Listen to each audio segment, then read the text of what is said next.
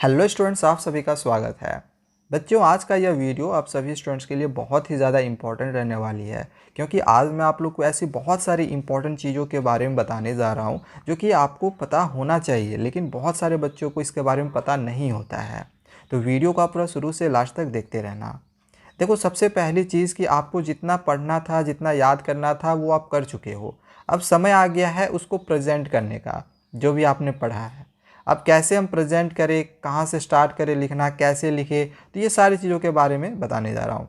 देखो, सबसे इम्पॉर्टेंट चीज़ कि सबसे पहले जैसे आपको क्वेश्चन पेपर मिलता है, तो जो भी आपके कॉपी का जो फ्रंट पेज होता है, यानी जो ओमार सीट होता है, पहले उसको फिल कर लेना। कैसे फिल करते हैं नहीं पता होगा तो डिस्क्रिप्शन पे लिंक दिया हुआ है, देख सकते हो कि कैसे हम अपने कॉपी का फ्रंट पेज फिल करते हैं। और वो आप लोग के लिए बहुत ज़्यादा इंपॉर्टेंट है।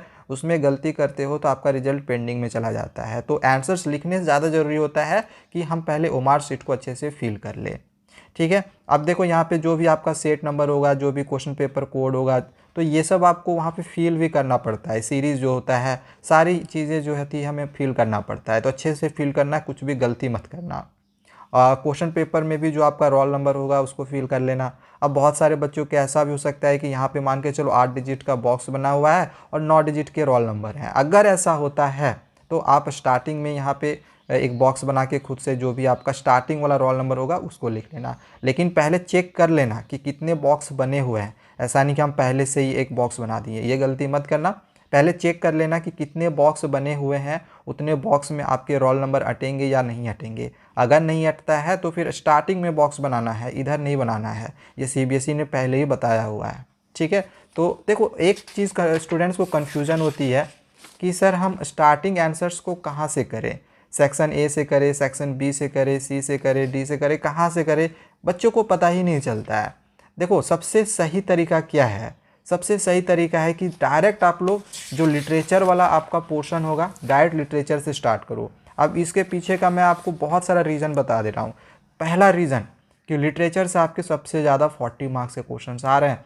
तो देखो, अगर आप लिटरेचर सेक्शंस को पूरा कंप्लीट कर लेते हो तो एक जो फेल होने का एक जो खतरा रहता है ना, वो आपका टल जाएगा।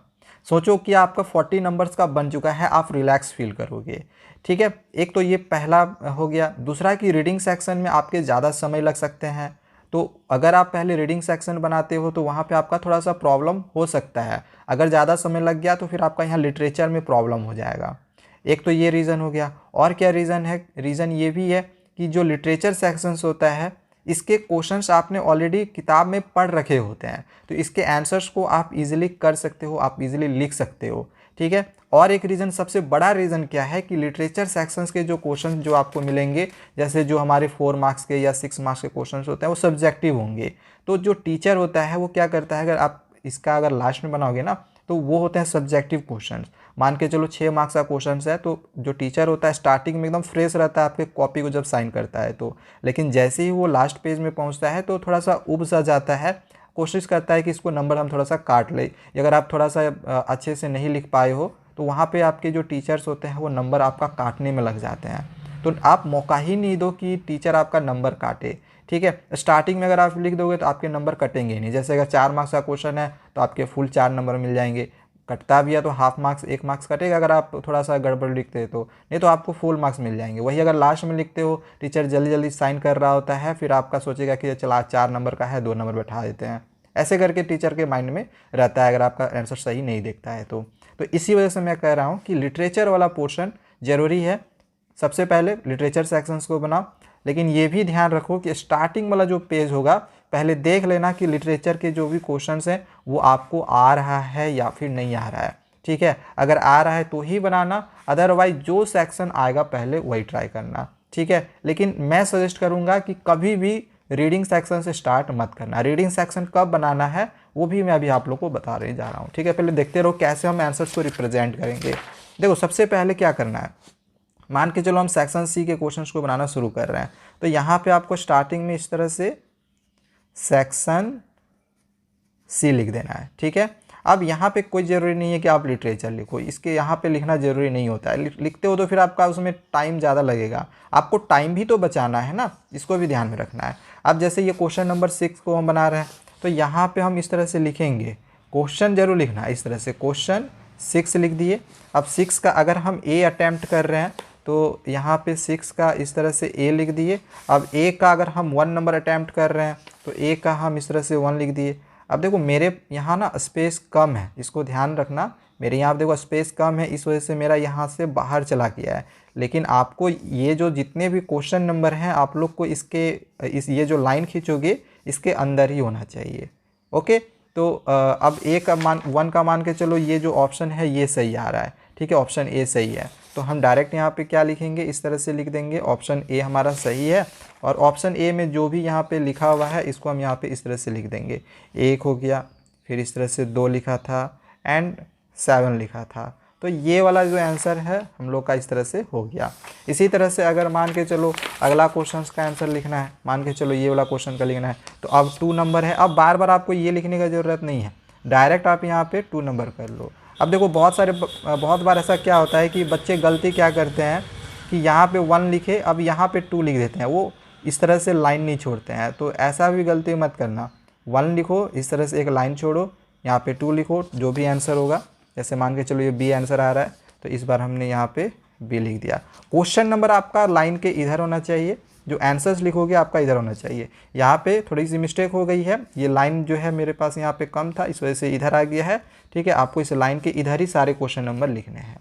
अब बी में मान के चलो यहाँ पे लिखा गया एफ़ का 1, तो यहाँ पे हम इस तरह से एफ़ लिख दिए, इस तरह से 1 लिख दिए। और जो आंसर हम यहाँ पे लिखा हुआ है बी नंबर में वही वाला हम यहाँ पे इस तरह से हमें यहाँ पे लिख देना है। और इसमें बस कुछ करना नहीं है, जो भी यहाँ पे लिखा हुआ है उसको हम लिख देंगे, ठीक है। इसी तरह से आपका चाहे 3 हो, 4 हो, 5 हो, सारे आंसर्स को इसी तरह से प्रेजेंट करना है। समझ में आ गया कि लिटरेचर सेक्शन या कोई भी सेक्शन अगर आप बना रहे हो सबसे पहले आपको लिखना कैसे है। अब देखो इसके बाद हमारी जो ही सेक्शन लिटरेचर है ये जैसे ही ख़त्म हो जाती है, अब हम कौन से सेक्शन के क्वेश्चन को करें। देखो 40 मार्क्स का क्वेश्चन तो आपने सॉल्व कर लिया, मतलब यहाँ से अगर आप कोई क्वेश्चन आपका अगर छूट भी जाता है तो आप यहाँ से फेल नहीं होने वाले हो, ठीक है। आपका सोच लो कि यहाँ पे पासिंग मार्क्स सिक्योर हो चुका है, इसीलिए मैंने कहा कि लिटरेचर को पहले अटैम्प्ट कर लेना। अब इसके बाद डायरेक्ट आप लोग रीडिंग सेक्शन बनाना। अब रीडिंग सेक्शन इसके बाद क्यों बनाना है, हमने क्यों आप लोग को अभी नहीं कहा कि आप राइटिंग बनाओ या फिर ग्रामर सेक्शन के बनाओ, क्योंकि ग्रामर सेक्शन के जो क्वेश्चंस रहते हैं वो मल्टीपल चॉइस में मोस्ट ऑफ द क्वेश्चंस रहेगा। और अगर आपको ग्रामर आता है तो उसको बनाने में ज़्यादा समय नहीं लगेगा, 5 से 10 मिनट में आप इजीली कर सकते हो, लास्ट में वो आप इजीली कर सकते हो, ठीक है। ज़्यादा समय उसमें आपको लगेगा नहीं। और जो आपका राइटिंग सेक्शन रहेगा तो उसमें भी हमें फॉर्मेट पता रहता है, हम डायरेक्ट उसको आंसर्स को लिख सकते हैं, ठीक है। लेकिन जो रीडिंग सेक्शन होता है वो थोड़ा सा टाइम स्पेंडिंग क्वेश्चन रहता है। अगर आप उसको लास्ट में अटैम्प्ट करने जाओगे तो वो भी प्रॉब्लम होगा, क्योंकि उस समय जब लास्ट हो जाएगा तो फिर आप आंसर्स जल्दी जल्दी खोजने के चक्कर में आपको मिलेगा ही नहीं। तो डायरेक्ट आप सेक्शन सी के बाद सेक्शन ए के क्वेश्चंस को बनाने की कोशिश करना, जो कि आपका रीडिंग सेक्शन होगा। इसमें भी आपको देखा जाए तो बहुत सारे ऐसे यहाँ पे क्वेश्चंस मिल जाएंगे जो हो सकता है कि आपको नहीं भी आता होगा, लेकिन आपको यहाँ पे जो है 4 ऑप्शंस मिलेंगे, कोई भी एक टिक करना। और जिसमें ऑप्शन नहीं मिलेगा तो आप जो भी पैराग्राफ यहाँ पे दिया हुआ होगा उस पैराग्राफ के जो भी आपको करेक्ट लगेंगे उससे रिलेटेड आप लिख लेना। और एक बात हमेशा याद रखना कि कभी भी कोई भी क्वेश्चन खाली मत छोड़ के आना। खाली छोड़ोगे आपको नंबर ऐसे भी उसमें नहीं मिलने वाले हैं, एटलीस्ट आप लिख के आओगे, कुछ ना कुछ नंबर आपको उसमें ज़रूर मिलेगा। तो खाली कभी मत छोड़ना। अब मान के चलो हम यहाँ पे रीडिंग सेक्शन के क्वेश्चंस को बनाना शुरू कर रहे हैं, तो अगर आप क्वेश्चन नंबर से 1 का बना रहे हो A1, ठीक है, तो आपको यहाँ पे सबसे पहले सेक्शन इंडिकेट करना है, ठीक है। हम इस तरह से एक लाइन यहाँ पे 2 लाइन छोड़ देंगे, सेक्शन जब चेंज करोगे तो 2 लाइन एटलीस्ट छोड़ देना। अब यहाँ पे हम लिख देंगे इस तरह से सेक्शन ए बनाएंगे, सेक्शन ए लिख देंगे। अब मान के चलो क्वेश्चन नंबर अगर हम 1 का 1 बना रहे हैं तो क्वेश्चन नंबर 1 का 1 लिख दिए, ठीक है। क्वेश्चन नंबर 1 का 1 इस तरह से कर दिए।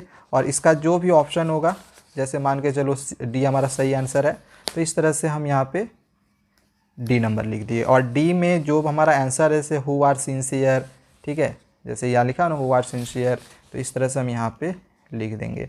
और हाँ, अगर आपको पता नहीं होगा ना कि कैसे हम रीडिंग सेक्शन के क्वेश्चंस को बनाते हैं, तो इसका हमने ऑलरेडी वीडियो बनाया हुआ है, ठीक है। देखना होगा तो डिस्क्रिप्शन पे उसका लिंक मैं दे दूँगा, जाके आप देख सकते हो, ठीक है। तो इस तरह से जो भी आपका पूरा आंसर होगा इस तरह से यहाँ पे लिख लेना, ठीक है। बहुत ही अच्छे से हमने उसमें समझाया कि कैसे आपको रीडिंग सेक्शन के क्वेश्चंस को बनाना है। अब जैसे मैं आपको यहाँ पे एक शॉर्ट में समझाता हूँ।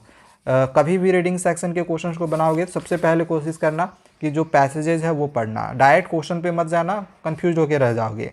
पहले पैसेजेस को सही से पढ़ो। जैसे पैसेज को जब पढ़ेंगे तो उस समय जो इम्पोर्टेंट लाइन हमें मिलेगा जिसका कोई मीनिंग निकलता हो या फिर इम्पोर्टेंट वर्ड्स मिलेगा तो उसको अंडरलाइन करना, क्योंकि उससे क्या होता है क्वेश्चन एग्ज़ाम में वहीं से पैसेज में जो क्वेश्चन बनते हैं पैसेज से रिलेटेड तो उसी से बनते हैं। अब जैसे यहाँ पढ़ते हैं everybody wants to succeed in life, सभी, तो ये कोई इंपॉर्टेंट वर्ड नहीं है, ठीक है। आगे success comes to those who are sincere, देखो एक इंपॉर्टेंट लाइन मिल रहा है ना कि सक्सेस कहाँ से किसको मिलता है, तो जो सिंसियर होते हैं, हार्ड वर्किंग होते हैं, लॉयल होते हैं, कमिटेड होते हैं और अपने गोल्स को पाते हैं, ठीक है। तो यहाँ से हमें एक इम्पॉर्टेंट लाइन मिला तो हम इस तरह से इम्पॉर्टेंट लाइन था जो भी उसको अंडरलाइन कर दिए। अब अंडरलाइन आप लोग क्वेश्चन पेपर में पेन से मत करना, पेंसिल से करना, पेंसिल रखना अपने पास। अब देखो क्वेश्चन जो हमारा यहाँ पे पूछा गया था ना, according to the passage success comes certainly to those, तो देखो हमें यहाँ पे आंसर मिल गया ना, success comes to those who are sincere, hard working, loyal and committed to their goals, तो वही देखो who are sincere, hard working, loyal and committed to their goals मिल गया ना। तो इसीलिए मैं आप लोग कह रहा हूँ कि पहले पैसेज को करोगे, क्वेश्चंस के आंसर्स आपके इजीली मिल जाएंगे। खाली इंपॉर्टेंट जो भी वर्ड्स होंगे या फिर जो भी इम्पोर्टेंट सेंटेंसेज होंगे उसको अंडरलाइन करते जाना, बाद में आंसर्स खोजना मिल जाएगा। अब जैसे मान के चलो हम क्वेश्चन नंबर 3 को बना रहे हैं, अब इसमें मल्टीपल चॉइस नहीं है तो इसके आंसर्स को कैसे लिखे, तो जैसे 3 नंबर यहाँ पे लिखा हुआ है तो हम यहाँ पे इस तरह से 3 नंबर इंडिकेट कर देंगे। यहाँ पे एक इस तरह से लिखा हुआ है तो यहाँ पे आप एक इस तरह से लिख दो। आंसर्स है ना, ये तो आंसर है तो इधर लिखेंगे, ठीक है, इस लाइन के इधर लिखेंगे, इधर नहीं लिखेंगे।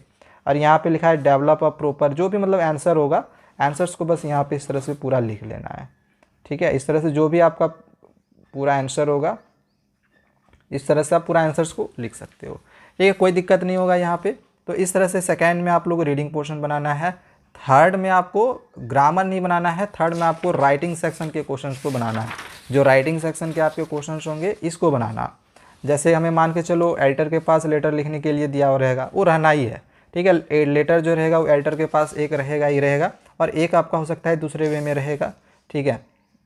तो लेटर जो हमें एडिटर के पास लिखना रहता है उसका जो फॉर्मेट है कुछ इस तरह से है, ठीक है। फॉर्मेट आपने याद कर ही लिया होगा। अब देखो एक बात का याद रखना कि जब भी आप राइटिंग सेक्शन के क्वेश्चंस को बनाओ तो एक फ्रेश पेज में बनाना, एक नए पेज में, ठीक है। सबसे पहले यहाँ पे हम लिख देंगे सेक्शन, सेक्शन अगर बी है तो बी लिख दिए। राइटिंग पोर्शन आप बना रहे हो तो आप यहाँ पे राइटिंग लिख लेना। देखो अभी तक हम अगर लिटरेचर बना रहे थे चाहे रीडिंग बना रहे थे तो वो चीज़ हम यहाँ पे नहीं लिख रहे थे, लेकिन हम राइटिंग में यहाँ पे क्यों लिख दिया राइटिंग, क्योंकि सेक्शन बी में आपका ग्रामर भी शामिल है, राइटिंग भी शामिल है, तो इस वजह से हमने यहाँ पे राइटिंग सेक्शन लिख दिया है, ताकि जो भी कॉपी जांच करेंगे उनको पता चल जाएगा कि इन्होंने सेक्शन बी का राइटिंग सेक्शन अटैम्प्ट किया है, ठीक है। जो भी क्वेश्चन नंबर है हम यहाँ पे डाल देंगे। अगर क्वेश्चन नंबर 4 का ए वाला बना रहे तो ए आप यहाँ पे लिखोगे, या फिर इसका जो एक और करके क्वेश्चन लिखा हुआ रहेगा तो उसमें क्वेश्चन नंबर दिया हुआ रहेगा ए है या फिर बी है 4 का, तो और वाला अगर बना रहे हो तो आपको यहाँ पे और लिखने का ज़रूरत नहीं है, और मत लिख देना, डायरेक्ट यहाँ पे आप बी नंबर लिख देना, जो कॉपी जांच करने वाले हैं उनको समझ में आ जाएगा। और जो भी फिर इसका आंसर्स है यहाँ पे जिस फॉर्मेट में भी आपको आंसर्स लिखना है आप यहाँ से स्टार्टिंग कर सकते हो, ठीक है। तो बस इसमें हमें एक बात का याद रखना है, एक बात ध्यान में हमें रखना है कि जब भी आप राइटिंग सेक्शन के क्वेश्चन को बनाओ तो इसके लिए एक फ्रेश पेज में बनाओ, ठीक है। पुराने पेज में मत बनाना। जैसे कि मान के चलो आपका कॉपी जो है यहाँ तक ऑलरेडी भर रखा है और आप यहाँ से फिर राइटिंग सेक्शन को शुरुआत करोगे तो होगा क्या कि हमें राइटिंग सेक्शन के क्वेश्चंस को एक ही पेज में कवर करना रहता है, ठीक है। आपका सेकेंड पेज में नहीं जाना चाहिए, तो इतना से अगर बनाना शुरू करोगे तो ये तो बनेगा नहीं, फिर आपका गलत है वो, ठीक है। तो हमेशा कोशिश करो कि जो सेक्शन बी के जो राइटिंग सेक्शन होंगे उसको एक ही पेज में बनाना। आपका जो आंसर्स है ये यहाँ तक लास्ट पेज तक जो है वो कंप्लीट हो जाना चाहिए, ठीक है, नेक्स्ट पेज में नहीं जाना चाहिए। तो ये राइटिंग सेक्शन बनाने का एक इम्पॉर्टेंट टिप्स था, ठीक है। राइटिंग सेक्शन जैसे ही हो जाएगा तो लास्ट में आपका जो भी ग्रामर पोर्शन होगा तो ग्रामर पोर्शंस के क्वेश्चंस को सबसे लास्ट में अटैम्प्ट करो। ग्रामर पोर्शन का जो भी क्वेश्चन वगैरह होगा, जो भी एरर वाले होंगे उसको बनाओ। जैसे एरर का जो है आंसर हमें लिखना है, ठीक है। अब फिर से ये सेक्शन भी ग्रामर है तो यहाँ पे हम लिख देंगे। इससे कॉपी जांच करने वाले को ज़्यादा आसानी होगी, समझ में उनको आएगा कि किस तरह से कहाँ कहाँ पे उन्होंने क्या क्या आंसर्स को लिखा हुआ है। ठीक है, तो इस तरह से हम कर लिए। इसका मान के चलो क्वेश्चन नंबर 3 का हम 1 नंबर बना रहे हैं। अब ये 1 नंबर में यहाँ पे हमें एरर पहचानने के लिए बोला, इसका करेक्शन क्या होगा। तो सबसे पहले यहाँ पे इस तरह से हम एरर वाले क्वेश्चन के लिए यहाँ पे हम एरर लिख देंगे। जो एरर था हम यहाँ पे एरर लिख दिए। ठीक है, करेक्शन जो होगा हम यहाँ पे इस तरह से लिख देंगे करेक्शन, और करेक्शन में जो सही होगा उसको हम यहाँ पे इस तरह से लिख लेंगे। ठीक है, आई होप कि आपको सारी चीज़ें समझ में आ गई होंगी कैसे हमें आंसर्स को प्रेजेंट करना है। फिर आगे क्वेश्चन नंबर 2 बनाना है तो हम यहाँ पे क्वेश्चन नंबर 2 लिख देंगे। फिर अगर 2 का यहाँ पे ए नंबर में फिल करने बोला है तो इस तरह से ए नंबर में जो भी यहाँ पे फिल होगा हम कर लेंगे, लिख लेंगे। ठीक है, तो जो फॉर्मेट है कैसे कैसे आप लोगों को स्टार्टिंग करना है, कहाँ से बनाना है, ये सारी चीज़ें आपको समझ में आ गई होंगी। कहीं पर भी कोई भी कन्फ्यूजन होगा, कुछ पूछना होगा तो कमेंट करना, आगे मैं आपको उसके बारे में भी समझाऊंगा। तो मिलते हैं दूसरे वीडियोज़ में। चैनल को सब्सक्राइब करके रखें। Thank you, bye bye.